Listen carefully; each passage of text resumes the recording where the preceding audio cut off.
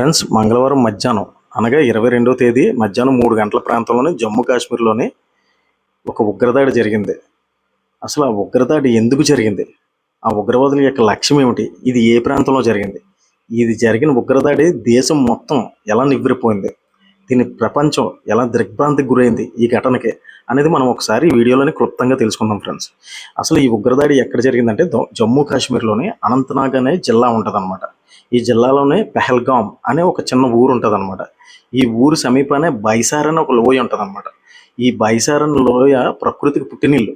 అంటే ఈ ఇక్కడికి ఎవరైనా పర్యాటకులు వెళ్ళారంటే విదేశాల్లో ఉన్నట్టే ఫీల్ అవుతుంటారు అనమాట. అంటే అంత బాగుంటుంది ప్రకృతి అనేది. ఇక్కడ చుట్టూ పచ్చని కొండలు, ఎత్తైన ప్రాంతంలోని హిల్ స్టేషన్స్, ఏ విధంగా చూసినా ఆకాశానికి తాగుతున్నట్టుగా ఉండే ఒక పర్వతాలు ఉంటాయి అన్నమాట. అంటే ఆ పర్వతాల్లోనే ఒక లోయ, ఆ లోయలోనే ఒక ఏ విధంగా చూసినా సరే ప్రకృతి పరంగా చూసుకునేటప్పుడు ఎక్కడో మనం అసలు భారతదేశంలోనే ఉన్నామా లేదా విదేశాల్లో ఉన్నామా అని ఫీలింగ్ కలుగుతుంటుంది అనమాట ఈ ప్రాంతానికి వెళ్ళిన వాళ్ళందరికీ. అసలు ఈ ప్రాంతానికి వివిధ రాష్ట్రాలతో పాటు వివిధ దేశాల నుంచి కూడా పర్యాటకులు విపరీతంగా వస్తున్నారనమాట. దీన్నే మినీ స్విట్జర్లాండ్ అని కూడా అంటారు ఈ ప్రాంతాన్ని. ఈ ప్రాంతాన్ని అసలు ఈ ప్రాంతాన్ని ఉగ్రవాదులు ఎందుకు టార్గెట్ చేశారు? టార్గెట్ చేసి కేవలం మగవాళ్ళని ఎందుకు చంపారని చూసుకుంటే మనం యాక్చువల్గా ఉగ్రవాదుల యొక్క ప్రధాన లక్ష్యం ఆ రోజు మధ్యాహ్నం 3 గంటల టైంలోనే వీళ్ళు ఆర్మీ దుస్తులు ధరించి వచ్చారనమాట ఉగ్రవాదులు. ఇప్పుడు పర్యాటకంగా చాలా బిజీగా ఉంటూ చాలా ఆనందంతో కేరింతలతో ఉల్లాసంగా ఉన్న అనేక మంది హనీమూన్కి వచ్చిన వాళ్ళు ఉన్నారు, అలాగే పర్యాటకంగా ఎంజాయ్ చేద్దామని వచ్చిన వాళ్ళు ఉన్నారు, ఇలాగా ప్రకృతిని ఆస్వాదించడానికి వచ్చిన వాళ్ళు కూడా ఉన్నారనమాట చాలామంది. వీళ్ళైతే ఎప్పుడైతే ఆర్మీ దుస్తుల్లో వచ్చినారో వీళ్ళందరినీ చూసి చాలామంది ఏమనుకున్నారంటే మిలిటరీ వాళ్ళు అనుకున్నారనమాట. మిలిటరీ వాళ్ళు అనుకుంటూ ఒక్కసారిగా వీళ్ళు గన్నలు పట్టుకొని కాల్పులు తెగబడ్డారనమాట. తెగబడుతూ ప్రతి ఒక్కరిని కూడా వాళ్ళ పేరు అడిగారు. వీళ్ళు ముస్లిమా లేకపోతే హిందువా లేకపోతే క్రిస్టియనా, ఇలా పేరు బట్టి డిసైడ్ చేసి వాళ్ళు ముస్లిం కాదంటే అక్కడే కాల్ చంపేశారనమాట. కేవలం పసిపిల్లల్ని ఆడవాళ్ళని మాత్రం వదిలేసి మగవాళ్ళని టార్గెట్ చేశారనమాట. టార్గెట్ చేసి కూడా వీళ్ళు ఎంత నీచంగా ప్రవర్తించారంటే, ఇప్పుడు ఎగ్జాంపుల్ ఎవరైనా ఉన్నారంటే నేను ముస్లిం అంటే అందులోనే ఆ ముస్లిమా కాదా వీళ్ళు టెస్ట్ చేయడానికి వాళ్ళ బట్టలు కూడా ఇప్పించి ముస్లిమ్స్ అయితే సుంతి చేసుకుని ఉంటారు కదా, అది కూడా చెక్ చేశారంటే వీళ్ళు ఎంత నీచంగా ప్రవర్తించారో అర్థమవుతుంది అనమాట. అలా కాల్పులు జరిపి దాదాపుగా 28 మందిని చంపేశారు. పదుల సంఖ్యలోనే ప్రజలు కూడా గాయపడ్డారనమాట. ఇది ఎప్పుడైతే జరిగిందో ఈ కాల్పుల శబ్దం, పేలుడు శబ్దాలు వినే సమీపంలో ఉన్న మన ఇండియన్ ఆర్మీ ఫోర్స్ అనేది అక్కడికి వచ్చి ఘటనా స్థలానికి చేరుకొని బాధితులకు సహాయం అందించడంతో పాటు ఉగ్రవాదులను ఏరివేయడానికి ఆపరేషన్ కూడా చేపట్టింది అనమాట. అసలు మరి ఇది చేసింది ఎవరు? ఈ దాడిని చేసింది ఎవరని చూసుకుంటే లష్కర్ ఏ తోయిబా అనే పెద్ద ఉగ్రవాద సంస్థ ఉంటుంది అనమాట. ఇది పాకిస్తాన్ ప్రధాన కేంద్రంగా పనిచేస్తూ ఉంటుంది. ఈ ఉగ్రవాద సంస్థకి అనుబంధంగా ఉన్నదే ఒక సంస్థ. దీని పేరే ద రెసిస్టెన్స్ ఫ్రంట్ అని అంటారు అనమాట. దీనిలో ఉన్న మెయిన్ టెర్రరిస్టులు అంటే ఈ దాడికి సూత్రధారులు ఎవరైనా చూసుకుంటే ఖలీద్ అనే ఒకడున్నాడు, ఆసిఫ్ ఫౌజీ అనే ఒకడున్నారు అనమాట. ఇప్పటివరకు మన ప్రభుత్వం గుర్తించిందనమాట వీళ్ళని. అయితే వీళ్ళ యొక్క లక్ష్యం ఏంటి, ఎందుకు ఇలా దాడి చేశారు అని చూసుకుంటే మనం హిస్టరీలోకి ఒకసారి వెళ్తే 2019కి ఒకసారి వెనక్కి వెళ్ళి చూస్తే మనం ఆర్టికల్ 370 అనేది అప్పుడు భారత ప్రభుత్వం రద్దు చేసిందనమాట. ఈ ఆర్టికల్ 370 అనేది జమ్మూ కాశ్మీర్కి స్వయం ప్రతిపత్తినిస్తూ ఉంటుంది అనమాట. ఇది ఎందువల్ల అంటే దీని యొక్క స్పెషాలిటీ ఏంటంటే ఇందులో 4 అంశాలు ఉంటాయన్నమాట, 4 అంశాలు. ఈ 4 అంశాలు తప్ప పార్లమెంటు ఒక చట్టం చేసిందంటే ఈ రాష్ట్రంలో అమలు చేయాలంటే ఆ రాష్ట్రం యొక్క అసెంబ్లీ ఆమోదించాలన్నమాట. అప్పుడే ఆ రాష్ట్రంలోనే పార్లమెంట్ చేసిన ఏ చట్టం అయినా ఇంప్లిమెంట్ అవుతుంది అనమాట. ఒక 4 విషయాలు తప్ప. ఆ విషయాలు చూసుకుంటే ఫారెన్ అఫైర్స్, ఫైనాన్స్, రక్షణ, విదేశీ వ్యవహారాలు, ఈ 4 అంశాలు తప్ప పార్లమెంట్ చేసిన ఏ చట్టం కూడా ఈ రాష్ట్రంలో అమలు అవ్వదు అనమాట ఆ యొక్క అసెంబ్లీ ఆమోదం పొందే వరకు. అలాగా దీనికి ఒక స్పెషల్ రాజ్యాంగంలో ప్రొవిజన్ ఏర్పాటు చేసింది ఏంటంటే ఆర్టికల్ 370.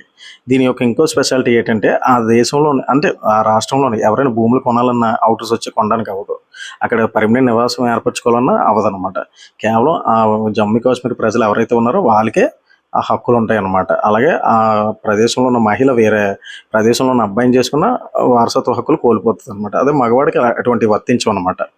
ఇలాగా ఆర్టికల్ 370 అనేది వీళ్ళకి జమ్మూ కాశ్మీర్కి స్వయం ప్రతిపత్తిని ఇస్తూ ప్రత్యేక రక్షణ కల్పించింది అనమాట. ఇది రాజ్యాంగపరంగా చూసుకున్నప్పుడు ఒక్క జమ్మూ కాశ్మీర్కైనా కల్పించిందని అంటే రాజ్యాంగంలోనే ఆర్టికల్ 370ని అనుసరించే ABCD అని ఇలాగే వివిధ సబ్ క్లాసెస్ ఉంటాయి అనమాట. ఈ సబ్ క్లాసెస్ అనేక రాష్ట్రాలు ఉంటాయి. ఆ రాష్ట్రాల్లోని కొన్ని ప్రాంతాలకి ప్రత్యేక ప్రతిపత్తిని ఇస్తూ ఉంటాయి అన్నమాట. ఎగ్జాంపుల్ మనం చూసుకుంటే మనం వింటూ ఉంటాం. గిరిజన ప్రాంతాల్లోకి వెళ్తే, ట్రైబ్స్ దగ్గరికి వెళ్తే అక్కడ భూములు కొనడానికి అవ్వదు, అమ్మడానికి అవ్వదు, మనం పర్మనెంట్గా నివాసాలు ఉండడానికి కూడా అవ్వదన్నమాట. దాన్ని చెప్తుంది 1/70 ఆర్టికల్. 1/70 అని ఒక యాక్ట్ ఉంటుంది. ఆ యాక్ట్ ప్రకారం మనం అక్కడ కొనడానికి అవ్వదన్నమాట. ఎందుకంటే వాళ్ళు ఎప్పుడైతే అవుటర్స్ని ఈ ప్రాంతానికి అలౌ చేశారో వాళ్ళ యొక్క కల్చర్ అనేది ఇక్కడికి ప్రవేశం పెట్టడం వల్ల వీళ్ళు మైనార్టీలు అయిపోతారు అనమాట. అక్కడ మెజారిటీ పెరిగిపోద్ది, వీళ్ళు ఆఖరికి కొన్నేళ్ల నాటికి అంతరించిపోతారని ఆ ప్రాంతంలో నివసించే ప్రజల యొక్క అభిప్రాయం అనమాట.